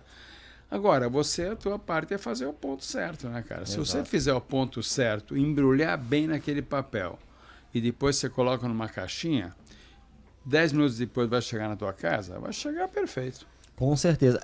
Seu Istvan, antes da gente passar para algumas perguntas que a gente separou para o senhor aqui dentro para tacar na tela aí, A gente compartilha de um cenário muito parecido, né? Que é o cenário de empresa familiar. Quais são, dentro, para todo mundo que está nos assistindo aí, grande parte das empresas são de famílias, né? Às vezes marido, mulher, irmãos, né? E, enfim, a composição muda bastante, mas empresas familiares. Quais são os principais desafios que o senhor nessa jornada viveu e que, se você pudesse trazer aí alguns conselhos para quem está nos assistindo aí, o que o senhor poderia dizer? Bom, eu sempre trabalhei com família. Trabalhava com meu pai, depois trabalhei com meu pai e meu irmão. Meu irmão, infelizmente, ele faleceu prematuramente, mas trabalhamos meu pai e nós. Depois foi eu com meus filhos. Meu filho Daniel, que é o CEO da empresa hoje, ele chegou a trabalhar 5 anos em 3 gerações. Meu pai, quer dizer, o avô, o pai e ele. Esse tá cascudo mesmo. Então o que acontece? Eu acho que, para a geração mais velha que sou eu acho que a lição é ouvir, deixar errar. Meu pai foi um mestre nisso. Ele tem a certeza que esse negócio da maturação ia dar errado. Porque, bom, eu vou botar a carne 20 dias lá, mas... Deixa o garoto aprender. Nós tínhamos um açougue, uma loja só, entendeu? Se errasse, sabe, ninguém ia morrer por causa disso, mas... Porque depois que você matura, você abre a embalagem, você sente o cheiro. Então você vai jogar fora se ele tiver, né? E a gente demorou muito para entender, né, que a higiene é crucial no processo. Porque 20 dias depois, se não tiver com higiene ali em cima, a bicharada vai se multiplicar. Meu pai me deixou errar muito. Acho que isso foi um grande legado, uma grande lição que ele deixou para o filho que sou eu e que eu usei como pai para os meus filhos. Você vai controlando, você não vai deixar ninguém cair no precipício, né? Mas antes do precipício tem um monte de buraquinho pelo caminho aí, né? Dá para trocar o... Então, primeiro, eu sempre deixei fazer. Outro dia minha mulher falou assim, aconteceu algum erro, alguma coisa, né? Ela falou, mas como é que foi acontecer um erro desse? Falei, Sônia, deixa eu falar um negócio. Só erra quem faz. Quem não faz, não erra. E a atitude, para mim, é tudo. Eu não vou ficar tolhendo, vai acabar com a atitude do cara, né? Sim. Então, o que eu sempre fiz com meu filho, obviamente que eu dei umas corretivas nele ao longo desses 30 anos que nós trabalhamos juntos, né? Mas é deixar fazer, entendeu? Sim, sim. Minha filha aqui, a Titi, que cuida de marketing, às vezes ela faz umas coisas para... Ela é muito criteriosa e ela também está na empresa há uns 12 ou 14 anos e ela também cresceu, evoluiu muito durante o processo todo, né? Mas às vezes ela propõe umas coisas aí, pô, esse troço aqui, será que vale a pena? Não é que vai errar, será que vale investir? Agora falando de Instagram, de não sei o quê, de evento. Pô, será que vale a pena? Eu tive num evento aqui no Rio, há 1 ano e pouco atrás, lá aqui perto, né? Cidade Olímpica. É aqui do lado. É aqui do lado, né? E nós patrocinamos lá um chefe. E eu voltei para São Paulo, eu falei, cara, é o seguinte, nós rasgamos X mil reais, porque eu já sabia que não ia dar retorno. Você está no evento com 30 estações. Você botar a plaquinha Vessel lá em cima de uma estação, o que vai trazer isso para nós? Sim. Se está ou se não está, eu não sei se faz lá grande diferença, sabe? Tem que conseguir fazer a conta. Agora, ela falou, não, pai, porque é legal, não sei o quê. Eu falei, tá, mas não faz, eu não vou quebrar por causa disso, mas... Então, às vezes eu deixo fazer, aí ela, minha filha, você achou que... Fiz uns vídeos quando eu fui, que também nós temos uma placa na empresa, não sei se você já viu lá, tem uma placa que eu roubei da Toyota. Está escrito em japonês, embaixo tem uma tradução em português, que é vá e veja. Então, eu sou do time do vá e veja, eu não quero relatório, eu quero ir lá e olhar.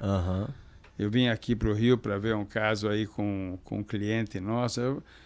Deu um problema lá, financeiro. Eu falei, quero olhar na cara, não quero por Zoom, não. Quero olhar, quero entender, quero ver se ele está tremendo embaixo da mesa ou se ele está, entendeu?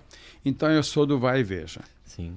Então eu peguei o avião, vim para cá num calor infernal e fui lá, fiquei no sol, botei, ainda bem que eu tenho no boné, né, não sei o quê. Mas eu fui ver, acho que não vale a pena. Uhum. A hora que você vê, às vezes, em aeroporto, né, você vê umas placas, né, dimensão de uma empresa e tal, aí os caras te mandam um relatório. Não, isso aqui foi visto por 29 milhões de pessoas. Falei, pô, mas como que foi visto? Passaram na frente 29 milhões de pessoas em um mês. Mas, sabe, não é assim. Então, eu acho que aí na próxima vez, ela já nem me propôs isso. Agora nós entramos nesse bar do BBQ, aí sim, aí tem uma estação, Vécio, um negócio parrudão lá na entrada do evento. Nós temos que é proporcionar a experiência adequada, gerar conversão. Experiência, eu tenho uma experiência, Vécio, que a gente fez, fiz 6 ou 8 grupos de 6 pessoas, onde eu ia... Tinha uma geladeira, falei, escolhe a carne que você quer fazer. Escolhi a carne e a gente fazia junto, mostrava um macete de cada coisa, que é meio braço, mas aí faz parte, né? Um calor desgraçado, né? Então, nós estamos junto com uma chefe encantadora e espetacular, que é a chefe Ju Lima, não sei se vocês conhecem ela. A Ju tem 1.300.000 seguidores, mas ela é tão simples e simpática como se ela tivesse 1.300 seguidores. Legal. E ela conhece muito. Então nós fizemos o stand, a estação junto com ela, era Vécio e chefe Ju Lima. Bom, virou uma muvuca lá. Então, investimos mais do que aqui no Rio, claro, investimos 4 vezes mais. Mas eu falei, tenho certeza que esse troço vai funcionar. Porque sabe em quanto tempo que acabaram as senhas para as minhas aulas lá? 9 minutos. Abrimos uma e 1:09 não tinha mais. Legal. Então, pelo conjunto da obra, ela já entendeu. Tem que ser coisa de impacto, não é só colocar, bota uma marca Vécio no boné. Não é só estar presente, né? Sabe? Tem que fazer acontecer. Então, a resposta para a tua pergunta é essa. Perfeito. É deixar errar, pô.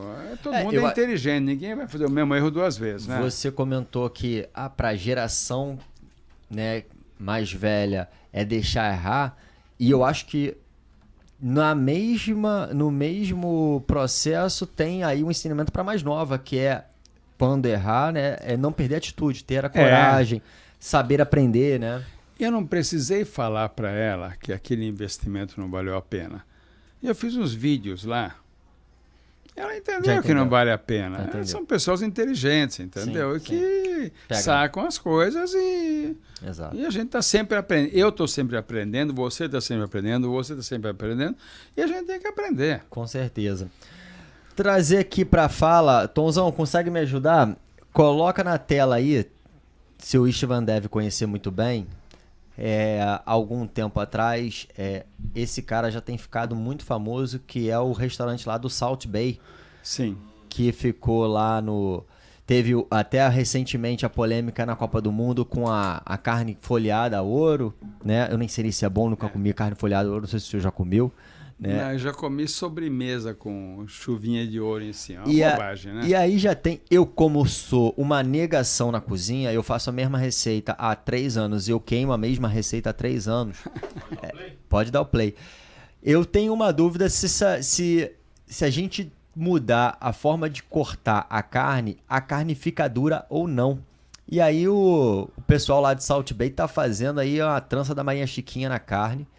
Eu não sei o que o senhor acha disso. Eu não sei se isso entra na nossa conversa de experiência diferente do cliente. Não sei se o senhor já fez isso. Olha, me conta em primeiro lugar qual é a vantagem de fazer isso, né? Eu acho que é só fazer o vídeo no Instagram. Não, e para isso, vamos combinar que é muito legal, né? Mas mais nada, né? Esse é aquele cara que bota o salzinho assim na carne.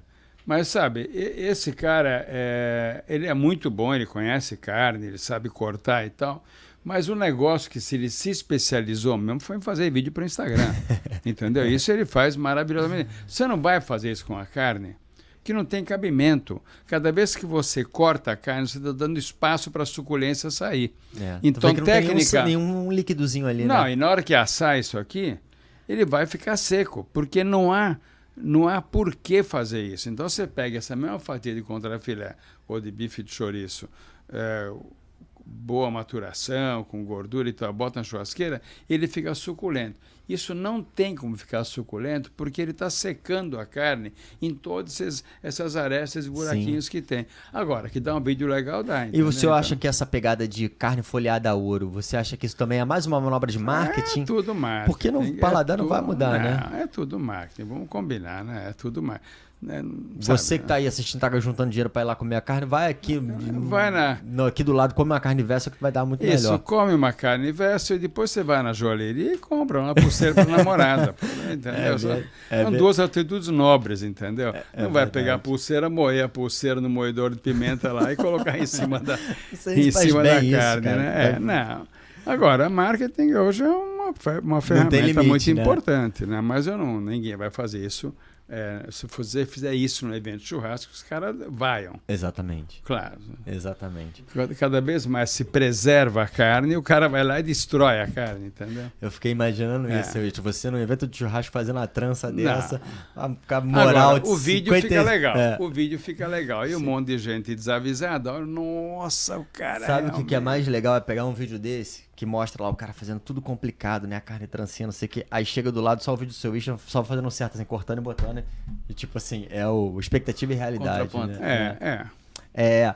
Tom, tem um outro vídeo aí, que aí é um assunto que eu acho que traz um pouco mais de profundidade para empreendedores, que é a do João Branco, VP de marketing do McDonald's, responsável por quem criou aquela sigla, né? Aquela nomenclatura Mac.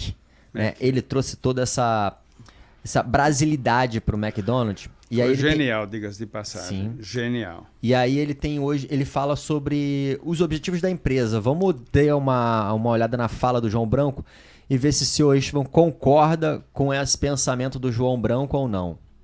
Tem som aí pra gente conseguir acompanhar a fala, Tom? Tem sim. Você fala, a minha empresa, ela tem fins lucrativos. Em partes, parece que a gente está querendo dizer que a empresa tem como única finalidade o lucro. E que a sua razão de existir é lucrar. Cara, o lucro é um meio. Eu quero que você lucre muito, muito. Eu quero que você lucre 10 vezes mais do que você lucra hoje. Mas que com esse lucro, você possa reinvestir no seu negócio e fazer ele crescer para que a real razão dele existir impacte ainda mais gente. Você tem uma fábrica de cupcake, aquilo ali não é farinha numa forminha com cobertura de chocolate. Aquilo é um carinho que você leva para alguém que está precisando de um docinho. É quase que um abraço em forma de uma comidinha para alguém que naquele dia vai dar um presente, alguém que tá triste e que tá precisando desse carinho. Você tem uma fábrica disso. Quando o seu cliente perceber isso, ele vai querer comprar muito mais. E isso também atrai funcionários que queiram fazer parte dessa missão. Isso abre um outro horizonte. E aí, seu Istvan? As empresas têm como único objetivo fins lucrativos? Olha, em primeiro lugar, quem sou eu para discordar dele, que fez um trabalho extraordinário no McDonald's, né? O McDonald's é uma referência, não tenho o que falar. Para todo mundo. O McDonald's é o balizador do preço do hambúrguer no Brasil. Para todo mundo que a gente conversa aqui nessa mesa de dono de hambúrguer, ele fala, quem é a tua referência? Fala, McDonald's. Não, mas não tem. Eles, cara, realmente. Agora, eu concordo com ele. Nós, na Vessel, temos lá 260 pessoas. 260 pessoas significa um universo de mais de 1.000 pessoas, que são familiares e tal. Nós fizemos agora, no começo do ano, um evento para todos os funcionários. É um negócio maravilhoso você poder estar com essa turma. Quando eu cheguei lá, de contar uma falta de sensibilidade, né? Era num sítio e tinha uma parte lá coberta. São Paulo mesmo? Próximo da fábrica, né? Era um sítio que aluga para eventos e tinha lá próximo uma parte mais separada, com envidraçada e não sei o quê. E a hora que eu cheguei lá, nosso pessoal da RH falou, isso aqui é a mesa para o senhor. Eu falei, de jeito nenhum, pô. Você acha que eu vou vir aqui para sentar separado deles? Falei, tem uma mesa lá, está vazia? Falei, tem 4 lugares. Beleza, nós estamos em 4, nós vamos sentar naquela mesa. Exato. Então, eu tenho muita comunicação com os nossos funcionários, aonde, óbvio, eu não conheço os 260 pelo nome, mas tem uma turma grande lá que eu tenho intimidade. Primeiro, na Vessel eu tenho uma galera grande que está lá entre 15 e 25 anos na empresa. Ninguém fica 15, 25 anos se a empresa não for uma empresa acolhedora e reconhecedora. Então, tem uma turma lá que realmente, quando nós mudamos para a fábrica, dia 5 de janeiro de 15, e a gente, todo 5 de janeiro, que é a nossa grande virada de chave na história da empresa, foi a mudança para essa fábrica grande, nova e tal, a gente faz lá um bolo, alguma coisa lá. Eu me emocionei esse ano, cara, que eu não conseguia parar, não conseguia falar. Por quê? Porque eu chamei para trás de mim o pessoal que veio de São Paulo para trabalhar na fábrica, que eram umas 20 e tantas pessoas, né? Sim. Uns 10% da força de trabalho. Eu falei, não, vocês vêm aqui, fiquem aqui do meu lado. Falei, olha, esses caras aqui atrás foram os que acreditaram nesse projeto. Porque, pô, você fazer fora de São Paulo, 54 quilômetros, você precisa estar, né? Falei, esses caras aqui foram realmente os caras que acreditaram no projeto. Eu quero agradecer muito a cada um deles. Puta, me deu uma emoção de poder falar com essa turma assim, no meio de 250 a 225. Prestar essa homenagem, né? E aí, tanto é que quando chegou nesse dia do evento da empresa, tal, a nossa gerente de RH falou assim, fala um pouco do pessoal de São Roque, Araçariguama, que o senhor não falou nada naquele dia. Eu falei, não. E agora quero homenagear todo mundo aqui da nossa cidade, aqui e tal, mas... Então, é óbvio, sem lucro a empresa não existe, porque é o lucro que paga a todos. Exato. A única diferença é que o dono da empresa é o último na fila do caixa, entendeu? Exato. Então, primeiro paga tudo, o que sobrar fica para o dono da empresa. Então, lucro tem que ter, porque é o que paga senão as não contas, fica de pé, não né? fica de pé. Agora, as pessoas, o nosso público interno, eu vou contar um caso que aconteceu ontem. Um detalhe, todos os saques da Vessel para a pessoa física, quem atende sou eu. Não tem ninguém que fala com o consumidor final, só eu. É uma regra que eu impus lá uns 30, 25 anos atrás, só eu. Se tem uma reclamação, você manda um e-mail, tal, eu vou pegar o seu telefone, vou pegar, deixa eu entender o que aconteceu e tal, e a gente resolve o assunto.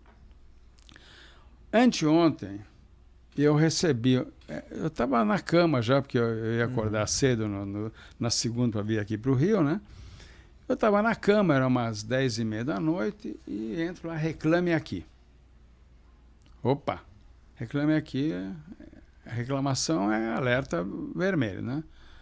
A reclamação era de um cara que foi entrevistado na Vessel, na sexta-feira, 2 dias antes, e ele se sentiu humilhado pelo tratamento que ele recebeu do RH. Puta, o negócio começou. Eu falei, como? O negócio é o seguinte, nós, não sei se vocês lembram, nós estamos no topo de um morro lá, e da entrada do nosso loteamento até a fábrica são 2 quilômetros de subida. Nesse calor que está, né? Você imagina, você chega lá suado. Não tem como, né? O cara não tem carro, então ele pegou uma condução até a porta do condomínio e subiu lá, 11 horas da manhã, aquele baita calor, chegou lá suado. E a pessoa do RH que falou, você está cheirando mal. Quer dizer, não tem. Aí eu, domingo às 11 da noite, eu mandei um e-mail, dentro do ambiente Reclame Aqui. Fiz uma réplica, respondi para ele, falei, olha, em primeiro lugar, Fábio, eu lamento profundamente que tenha acontecido, porque eu jamais sou conivente com uma situação dessa. E eu falei, você por acaso lembra de quem te entrevistou? Porque isso aqui não pode ficar assim. e assinei meu nome. No Reclame Aqui você não precisa assinar, porque o Reclame Aqui é contra a empresa. Né? Então, se você não assina, quem respondeu foi a empresa. Mas eu faço questão de assinar. Eu falei, olha, um abraço, bom domingo e desculpe pelo que aconteceu, assinado Istvan Bessel. O cara estava no aeroporto ontem, eu ia para o Rio, o avião fez o favor de atrasar 1h30, tive tempo de ler tudo, né? E o cara falou, não, olha, eu não acredito que o senhor respondeu para mim, olha, a pessoa é tal pessoa e tal. Eu peguei, copiei tudo que estava, tanto no e-mail, na mensagem original, a minha resposta e a tréplica dele, e mandei para o Daniel. Falei, Daniel, vai ver isso aqui. Não pode pegar um cara que veio 2 horas andando, aquele sol escaldante, e todo mundo, não preciso dizer, quem está desempregado precisa trabalhar, tem filho, não sei o quê, pode fazer um negócio. Como é que faz um troço desse? Então eu me envolvo muito com o tratamento das pessoas, seja consumidor, seja um pretendente a um emprego. Eu não tenho dúvida disso, né? Porque uma empresa que vai completar 65 anos, se ela não cuidar dos seus colaboradores, né? Se ela não cuidar dos seus clientes, ela não vive 65 anos, né? E a comunidade, nós trabalhamos no meio de 2 cidades, uma maior e uma menor, Araçariguama e São Roque. A gente faz parte dessa comunidade. Com certeza. Os nossos funcionários são de onde? Ou são de Araçariguama ou são de São Roque. Exato. Então, eu acho que é um grande segredo. E esse envolvimento do seu até hoje, né, no pós-venda, no atendimento do cliente, isso vira cultura dentro da empresa, né? Então, com certeza, outras pessoas hoje carregam essa tocha, assim como o senhor hoje faz, para conseguir manter essa empresa nesse nível. Pra você ter uma ideia, para mim, o que eu aprendi nesses anos de atendimento de saque foi o seguinte: a rapidez da resposta vale mais que a própria resposta. É verdade. Sabe, você reclamou às 10 da noite, o cara respondeu às 10h15 da noite, isso vale ouro. Isso é aprendizado se aqui, você aprender, se você mandar a mesma resposta 1 dia, 2 dias depois, o que acontece entre o cara reclamar e esse 1 dia e meio para você responder? O sangue do cara começa a ficar mais quente. Fala, não, eu sou só um consumidor, eles são uma empresa grande, eu não sei o que lá. Então o negócio, a temperatura interna e a pressão vai crescendo. Aí um dia um cara mandou um e-mail às 10 da noite, aqui no celular, você vê na hora, né, no cabeçalho, né? E minha mulher, que fica louca, ficou sempre olhando o celular, né? Mas isso faz 50 anos. Né? Não, o celular não faz 50, o casamento faz 50. Né? Antes era outra reclamação. E aí eu falei, não, o cara tá reclamando. Vou ligar para ele. Ele falou, você vai ligar às 10 da noite? Eu falei, claro, ninguém escreve dormindo, ele está acordado. Eu peguei o telefone e liguei para o cara, né? Eu falei, desculpe do horário, mas você reclamou agora, eu tenho certeza que você está acordado, né? Eu falei, olha, o que aconteceu foi isso, isso e isso. Pode ter acontecido isso, isso e isso. Então, será supermercado. Tem um caso, infelizmente, bastante comum. Um cliente desiste de uma compra, larga no carrinho. Se for um carpaccio, que é um negócio cortado fininho, não tem conservante, não tem nada. Se ele demorar muito para alguém, tem um carpaccio solto aqui, põe de volta. Se aquilo ficar umas 2, 3 horas lá, acabou, fica verde. Sim. Aí o cara, põe na geladeira. Ele recongela depois que amoleceu, fica verde aquela fatia fininha, né? Perde qualidade. Então eu falei, olha, pelo que você está me mostrando, eu acho que aconteceu isso. Porque se fosse geladeira estragada, eu receberia reclamações todo dia dessa loja. Como sou só eu que atendo, eu sei de onde vem a reclamação. Então, eu falei, me dá teu endereço, eu vou te mandar outro produto. Desculpe, eu realmente não tenho controle sobre, não tem como ter controle. Ele falou, não, imagina, só o senhor ter me ligado e tal, não sei o quê. Aí eu anotei o endereço dele, falei, me manda o WhatsApp aqui, meu telefone, que estou te ligando, meu WhatsApp. Manda um WhatsApp aqui e já dá teu endereço que eu vou, era domingo, sei lá, era quarta-feira, sexta-feira eu te entrego. Aí, quando vai entregar, a gente entrega um carpaccio, entrega mais 2 produtos para o cara conhecer e tal. Então, 100% dos problemas eu soluciono pela rapidez da reclamação. Lá na Vessel, para o food service, quem atende reclamação tem uma equipe de qualidade e tal. E às vezes eu vejo as reclamações e tal, estou vendo que, cara, esses caras não estão levando a sério, estão respondendo 2 dias depois, 3 dias depois. Eu tenho uma placa lá dentro. É o seguinte: reclamação não pode passar de 24 horas, de preferência no mesmo dia. Sim. Acabou. Isso aí é uma cultura. No Eu falei, mínimo, se eu faço isso no consumidor final, vocês têm que fazer isso na pessoa jurídica, no food service. E a cada dia que passa, essa digitalização das coisas, ela vai gerando em todas as pessoas um costume, né, um hábito de ter as coisas muito rápido. Hoje, se você for comparar, você pedir um Uber hoje com o que era um táxi, né? Hoje, se você pede um Uber e aparece lá 10 minutos pro carro chegar, você fala, pô, 10 minutos é muito tempo. Até 4, 5, 6. Antes de haver o Uber, a gente ficava esperando, catando, correndo atrás do táxi e tudo mais. E 10 minutos tava tudo bem. Então, assim, a percepção, né, o nível de exigência vai mudando, né? Mas a digitalização desumanizou um pouco também nesse aspecto de reclamação. A pessoa acha que só porque apertou o botão enviar, o problema está resolvido. Não está resolvido. Vamos acompanhar para ver. Agora, rapidez, cara. Rapidez é tudo em atendimento. Isso aqui já é corte para o nosso programa. Rapidez, muitas vezes, vale mais do que a resposta. Com certeza vai subir um corte. Isso eu posso te garantir que isso é uma grande verdade. Eu realmente faço isso há muito tempo, mais de 25 anos. E o resultado, assim, às vezes a pessoa liga para reclamar. E quando liga, a pessoa está bufando, né? Porque você imagina, você está em casa com a tua família, aí você abre o pacote de carpaccio, o carpaccio está verde. Aí, ou o hambúrguer está azul, sei lá porque descongelou. Nosso hambúrguer também não tem conservante, não tem nada. Então, eu tenho uma frase nas embalagens que o nosso único conservante é o frio. Então, se você não me deu frio, não tem conservante. Com certeza. E aí a pessoa liga para minha assistente que cuida, né? Eu comprei, não sei o quê, nunca mais, eu não sei o que lá, eu vou comprar. Então eu adoro quem fala nunca mais, porque ele nunca respeita esse nunca mais, né? Aí ela me traz na minha sala, a mulher tá louca da vida, porque não sei o quê, que a família ficou sem o jantar.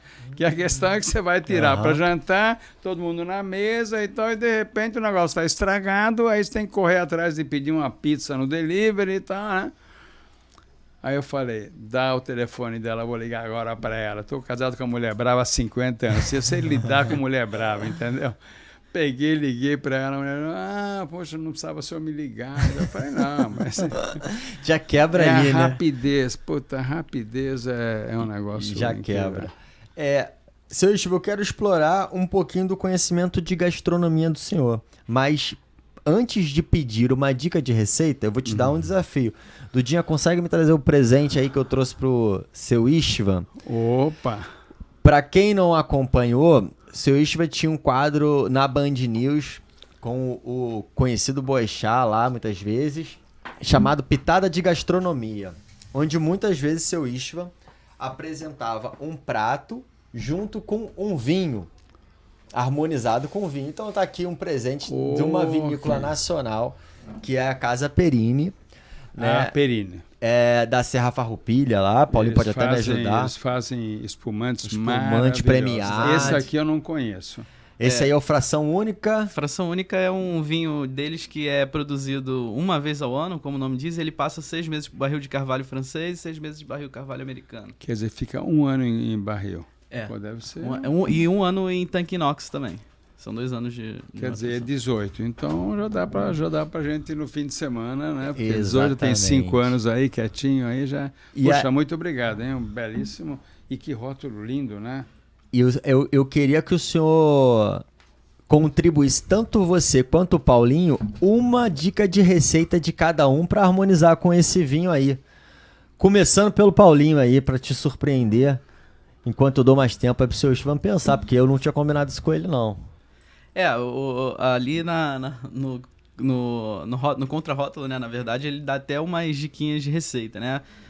Supostamente para harmonização, mas como é um Cabernet Sauvignon, é uma uva leve, né, bem tranquila, então assim, a gente vai recomendar carnes menos gordurosas, né? Então a gente pode trabalhar aí até mesmo com trabalhando no corte da vessa, pode ser um franhaque de cordeiro, de repente, com uma gereinha de hortelã vai bem. A gente pode pensar também em trabalhar alguma coisa aí de um corte mais magro, né? De repente, uma fraldinha no forno, algo do gênero? Por causa desse calor que daí, eu só penso em coisa fria, entendeu? Bota gelo e toma o vinho. Eu faço um vídeo pro Instagram todo domingo, às 5 da tarde vai pro ar. E no último que eu fiz, que foi um spoiler para a feira para o evento Barbers BBQ, fiz um prato que eu acho que também cai feito uma luva com esse vinho, que o Cabernet é uma uva muito versátil, muito boa e que no Brasil começaram nos últimos anos a conseguir bons produtos através da uva Cabernet Sauvignon. Eu fiz ele é alguma coisa entre carpaccio e rosbife. Por que é? Eu pego o centro do filé mignon, se quiser alguém entrar lá, @carnesvessel. Dá o caminho aqui, seu Jorge. @carnesvessel ou @istvanvessel é o último vídeo que tem lá.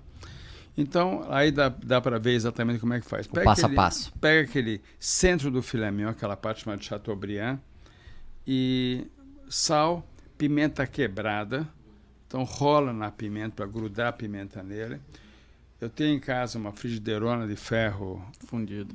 Essas frigideiras de ferro fundido, isso são frigideiras que... aqui, Estava na sua frente o vinho. Agora está do lado. Essas frigideiras de ferro, eu sempre digo também, preço de utensílio de cozinha de qualidade é irrelevante. Faz diferença. Sei lá, eu devo ter pago essa panela R$ 1.500. Eu comprei há 25 anos. Faz diferença se tivesse pago 500? Não faz diferença nenhuma. Né? Uma panelona de ferro com 2 asas. Eu posso fazer coisa e levar para a mesa, que ele é bonito além de tudo. Já serve nela, né? Eu comprei fora do Brasil. É um negócio maravilhoso. Então, coloca com manteiga e um pouco de azeite e dá uma boa fritada, fogo alto, uma boa fritada, e vai rolando a peça, ele vai tostando. Na hora que tostou, que deu a cor, aí tira, o meio dele está totalmente cru. Então, ele é mais um carpaccio selado do que um rosbife. Aí deixa esfriar. Aí esse molho, esse fundo que sobrou na frigideira, deglaça, solta com vinho tinto, coloca o vinho tinto lá e com a colher de pau você vai mexendo. A hora que você limpou bem, mas tem que esfregar para tirar tudo que grudou no fundo, que é o que dá o sabor. Aí você bota um nacão de manteiga e com um fouet, aquele batedor de arame, você bate lá para incorporar bem a manteiga, ele sobe, ele cresce de volume, né?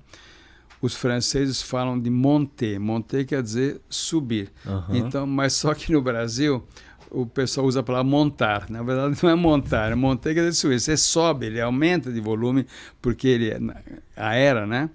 E aí eu passei numa peneirinha, coloco uma peneira numa panelinha, e ele então foi usado frio como base para fazer o molho desse carpaccio ou rosbife, como queira, né?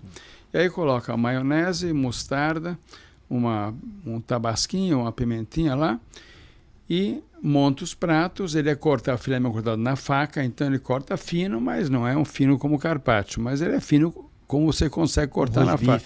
Como ele é muito macio, né, o filé mignon, então você come. E aí esse prato com o Cabernet eu acho que combina muito bem também. Vai ficar ótimo. Já deu para tu não, Paulinho? Eu acho que deu certo. Deu fome. Seu Istvan, antes de encerrar, Paulinho, alguma pergunta mais que ficou faltando aí para você? Seu Istvan, como nasce a linha Origem? Então, a linha Origem, o que aconteceu no mundo churrasco, Paulinho, é que a demanda, a régua foi subindo, né? Então, a gente lançou uma seleção de carnes mais marmorizadas, mais escolhidas, quer dizer, o formato, a conformação, tudo, e nós colocamos um rótulo Origem dele. Não quer dizer que o outro rótulo seja carne de segunda, entendeu? Mas aqui ele é feito basicamente para grelhados, então tem lá uns 5, 6 produtos. O meu predileto dessa linha é o short rib. O short rib é uma carne maravilhosa, que é o A100, Só que hoje, com Angus, com os animais super bem tratados, melhor que a gente, né? Ele fica uma carne muito macia, o acém é muito saboroso. Então, o short rib, que hoje virou um produto bastante comum nas churrascarias e tal, o short rib da linha Origem, tem mais um, vai com osso também, que é a costela do dianteiro. A costela do dianteiro, que é aquela carne larga, com os ossinhos pequenininhos, também é maravilhoso. Então, a linha Origem é pensando numa experiência mais de grelhado mesmo. Então, na linha Origem, a gente só trabalha com Angus, seria? Hoje, na Vessel, é tudo Angus. Legal. É tudo Angus, porque eu não quero ter questão de carne dura. Então, você põe Angus, matura. Só que na linha Origem, a gente tem essas carnes com osso, o prime rib, o short rib, o tomahawk e tal, e pensando mais na experiência de grelha. Sim. Bacana. Muito bom. Seu Istvan, tem alguma coisa nessa tendência do mundo de carnes que o senhor percebe que já vem acontecendo em outros mercados, né, que não o Brasil, que o senhor acha que será uma tendência ou que os nossos clientes têm que estar atentos sobre um corte específico que tem que ser mais explorado em restaurantes? A gente viu aí já nesse mundo de hamburguerias o domínio aí de muitas casas assumindo o smash, né, saindo lá daquele blend do 150, 120, 180 e também abordando bastante o smash, que é um paladar um pouco mais fácil de se agradar. Mas em termos de carnes, assim, tem alguma coisa de tendência que o senhor percebe aí que a gente possa ficar de olho? Tem uma carne que ainda não está cara, porque você sabe, é oferta e procura. 1% do boi é picanha, então é óbvio que a picanha vai custar caro. 1% do boi é filé mignon. Essa carne que eu vou falar é menos do que 1%. Mas ainda não tem tanta demanda. A carne é maravilhosa, ele não tem gordura externa, apesar disso ele é super suculento, que é o flat iron. O flat iron é uma carne aqui da omoplata, aqui da escápula, né? E que ele é chatinho, ele fica em cima do osso da escápula, assim. E é uma carne muito macia, que é uma carne assim, em formato de um contrafilé, só que no meio tem um nervo de fora a fora, é um colágeno, na verdade, né? Então você com a faca, quer dizer, nós, né? A gente tira a carne de cima do nervo, vira, tira a carne de cima do nervo, joga o nervo fora. Vende-se também com esse colágeno meio chamado de shoulder. Eu adoro shoulder. Mas muita gente não sabe muito como se virar com esse colágeno no meio, então a gente separa os dois lados, faz o flat iron de cima e o flat iron de baixo, que ele é chatinho. Quando você põe na churrasqueira, ele encolhe, engrossa e fica suculento, e é uma carne de gordura externa zero, então você aproveita 100% do corte. Eu acho que é uma carne que vai crescer muito de demanda, porque é muito boa, macia, saborosa. Boa dica. E rápido. Boa dica. Também ninguém mais quer fazer um churrasco, não, fica 4 horas na churrasqueira. Ninguém mais tem paciência ficar 4 horas na churrasqueira. Sabe, o gaúcho, raiz, ele bota a costela para assar às 4 da manhã e às 10 ele está comendo. Às 10 horas já estão comendo costela. Hoje, no mundo urbano, São Paulo, Rio de Janeiro, ninguém quer ficar 3 horas na churrasqueira. 4 horas. Ele quer fazer um negócio muito bom, 20 minutos para ficar pronto. Acabou. Praticidade. É igual do Uber com táxi. É esse mundo aí. Para ontem, né? É isso. Seu Istvan, eu quero agradecer demais a sua participação no Pod RJ. Com certeza o senhor traz para esse programa essa iniciativa de elevar o segmento de food service, dando vitrine para todos os donos de restaurantes, donos de indústrias, todo esse universo, né, que trabalha com food service. Você eleva o nosso nível, trazendo para a gente aqui 65 anos de história, de sucesso. Para nós da Rio Quality, para o JJ, ver a Vessel, ter a Vessel como parceiro é um privilégio. E a gente enxerga em vocês e principalmente no senhor uma liderança, um exemplo de liderança para a gente conseguir construir os seus negócios. Eu quero agradecer aqui pelo seu tempo e que, se o senhor quiser dar aí um último recado para quem não está assistindo, por favor, fique à vontade. Olha, bom, é sempre um prazer. Esse é o começo do que eu quero falar. É sempre um prazer poder dividir com as pessoas mais jovens, idade dos meus filhos, talvez do meu neto, né? O que a gente acertou e errou na vida, que ninguém só acerta.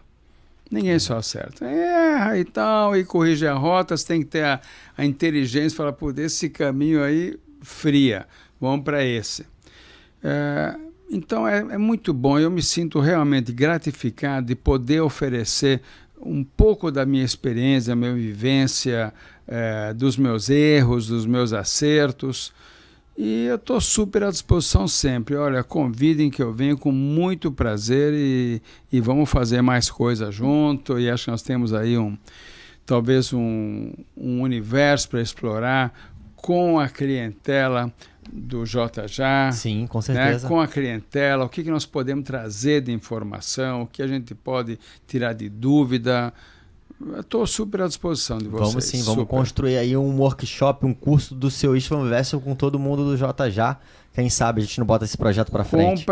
Com prazer. Fazer um churrasco para a turma aqui para ver se isso aí é verdade ou é... Isso mesmo, na prática. Arruma um local aqui no Rio de Janeiro, para você ter uma ideia. Em 85, 86, eu dei um curso de churrasco, sabe aonde? Na piscina do Copacabana Palace. Meu pai do céu. Com as pessoas do curso comiam na pérgola e eu fazia fora da pérgola, um quadrado lá com as churrasqueiras, e a gente servia, usava os garçons do Copa e as pessoas jantavam. Aquilo foi um programa de 4 segundas-feiras. Então, maravilhoso. Uma festa. Maravilhoso. Então vocês arrumam um lugar aí que eu venho aqui e a gente faz. Pronto. Vamos sim. Paulinho, Tá, quero te agradecer pela tua participação. Valeu, PH. Valeu. Espero que tenha gostado. Foi top. Ainda mais tá aí com o mestre, né? É isso aí, matamos o desejo. Galera, não se esqueça de se inscrever no canal. Obrigado pela visualização de vocês. Compartilha, divulga o nosso programa. Vem fazer parte desse projeto com a gente. Pode RJ no ar, mais um. Vamos que vamos. Muito obrigado, pessoal. Até a próxima, hein? Tchau, Valeu, tchau. Galera. Pode RJ, o seu podcast que une tecnologia e gestão. Uma realização JJ e Rio Quality. Siga nossas redes, @PodRJ, @JJPedidos, Rio Quality. Ah, e não se esqueça, se inscreva no nosso canal.